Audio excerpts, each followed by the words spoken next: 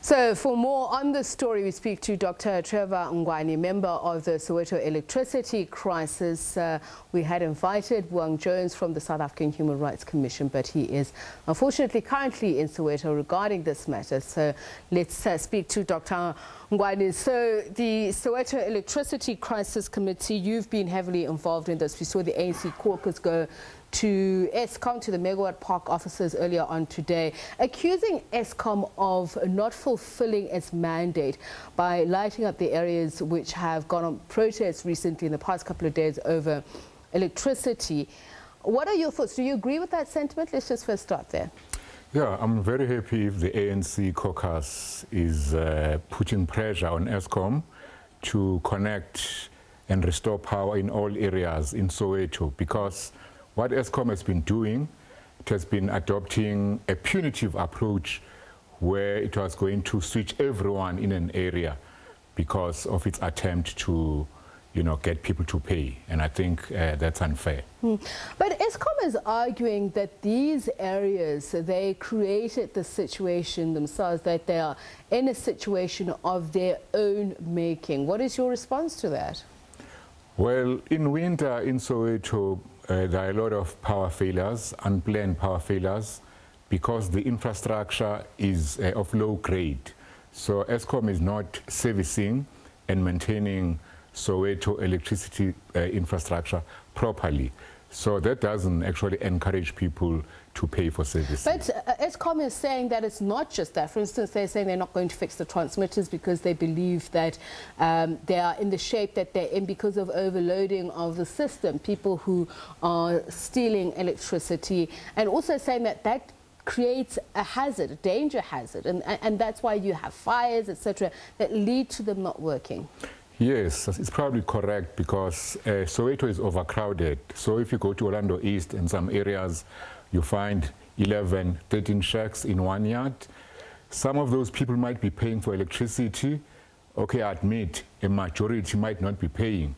But the point of the matter, 17 billion rand for a population of under 2 million would suggest, though, that there's quite a significant number who aren't paying. Yes, they are. I accept that, and I can talk about it. But I was just saying that the system is overloaded, and Eskom is not upgrading and putting more pipes, more cables, so that it can adequately supply electricity to all the people of Soweto. But do you accept what they are saying? So Eskom is saying part of the problem is that their infrastructure is endangered by the very people that it seeks to serve, that they are also taking illegally from Eskom, destroying the infrastructure, so they find themselves in a difficult position. What is your response to that? Well, frankly, we as the Soweto Electricity Crisis Committee, we advocate and we call for free quality services for all. So I can give just one, what I can call topical argument. In the world, in the era of the fourth industrial revolution, people are losing jobs. Professionals are losing jobs. Skilled workers in particular are losing jobs. So the only protection we think we can give the people is to guarantee them a certain level of basic access to services: electricity, water, a house, healthcare, and education. I think that way we can be able to face, the ravages and challenges of the changing technological global world. Okay, so let's talk about the work that your committee does. And you are saying to me now that you'll tell me about why people are not paying. So admittedly, there are those who are paying, who say they recognize the fact that even from an economic perspective, for them to be able to live, their livelihoods does depend on electricity. But their neighbors then don't pay for electricity, which creates a major problem.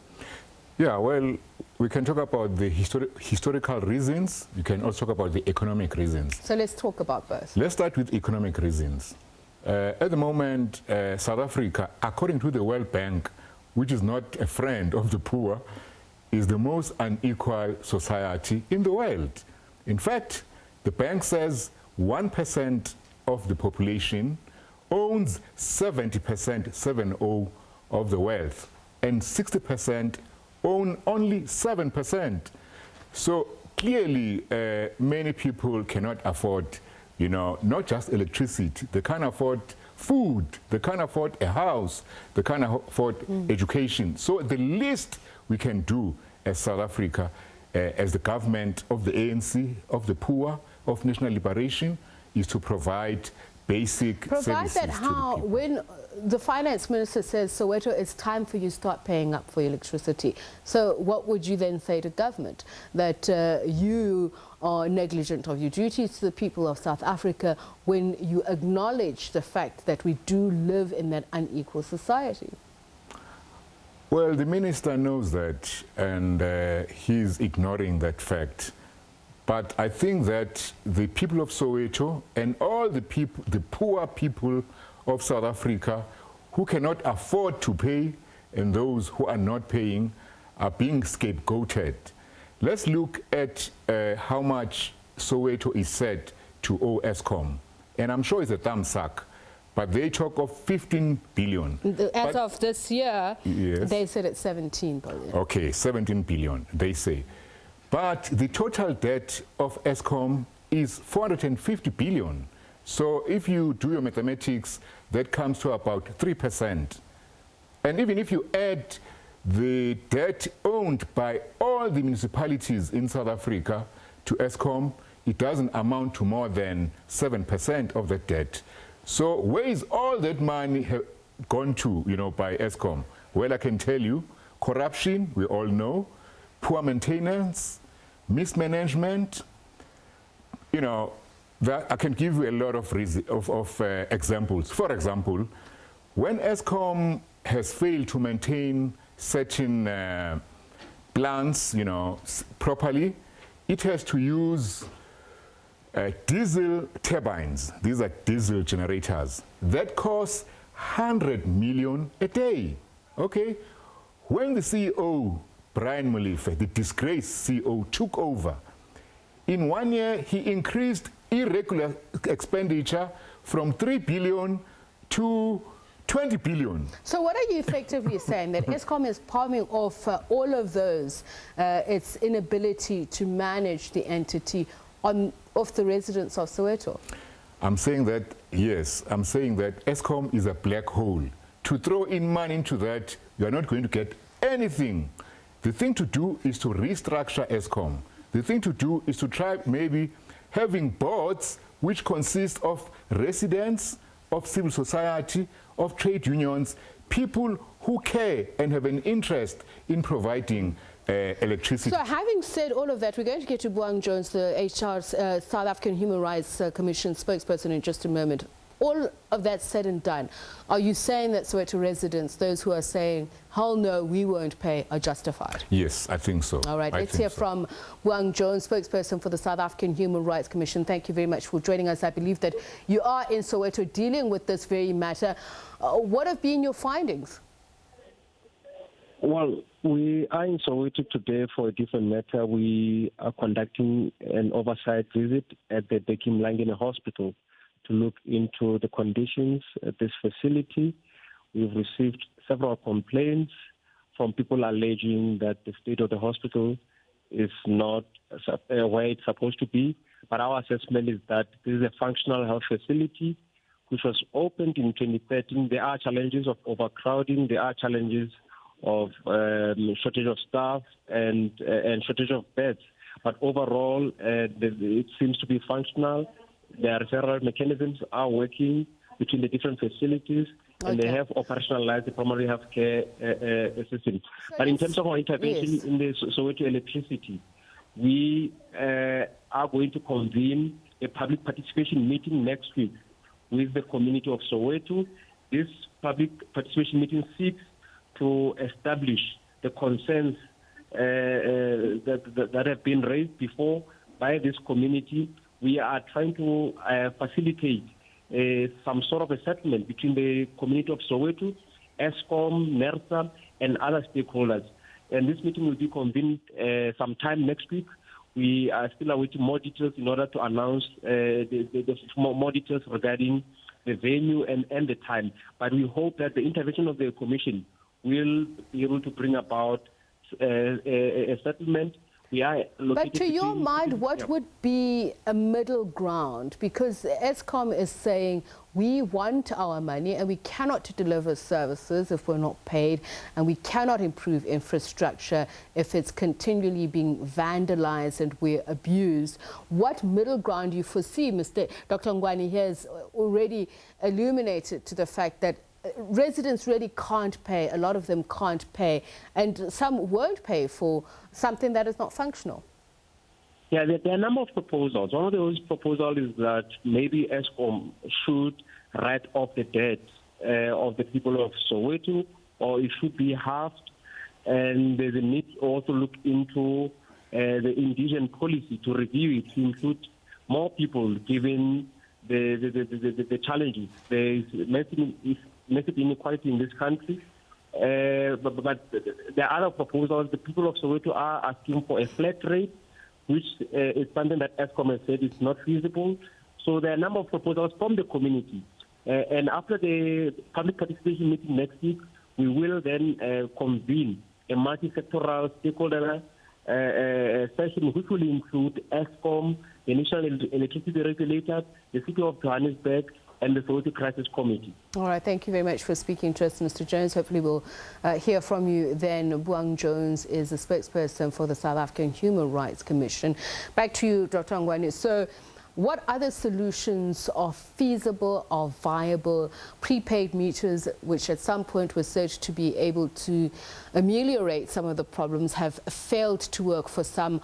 What then? Is scrapping the debt a reality, for starters?